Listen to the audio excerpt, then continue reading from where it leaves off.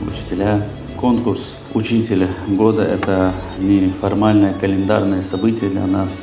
Это один из ключевых инструментов выявления смелых, амбициозных учителей.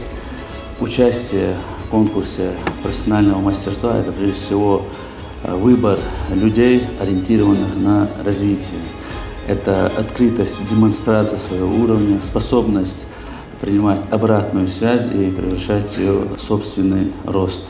Итоговый результат в системе образования определяют не стены зданий, не современное оборудование, не цифры в отчетах, его определяет квалифицированный учитель. И наша с вами стратегическая задача сделать так, чтобы таких мастеров в системе было как можно больше.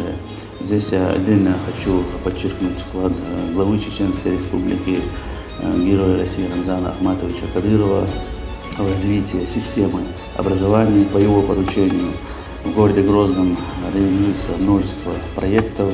Один из них – проект «Педагогический десант учителя для Грозного», который предусматривает участникам ежемесячную надбавку в размере 20 тысяч рублей и формирует профессиональную среду, в которой учитель развивается и дает высокий результат. Я хочу искренне поблагодарить каждого участника, пожелать вам уверенности в своих силах, достойных результатов и ярких профессиональных открытий. Отдельная благодарность членам жюри за ответственную и объективную работу, а также организаторам за высокий уровень проведения конкурса.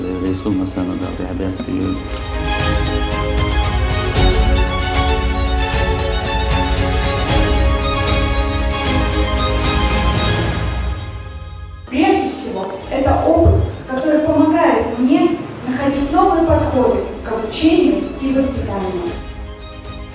Если есть какие-то упущения в начальной школе, то они обязательно столкнутся с трудностями уже в старшей школе. А важно ли учителю быть лидером для своих детей, особенно если мы говорим об учителе, который работает с младшими этапами? Я считаю, что важно. Ребенок равняется на учителя, и он для него является эталоном.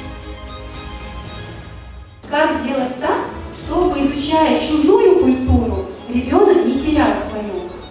Зачастую дети воспринимают школу как не что-то системное, а как изучение отдельных предметов, которые каждый живет своей жизнью.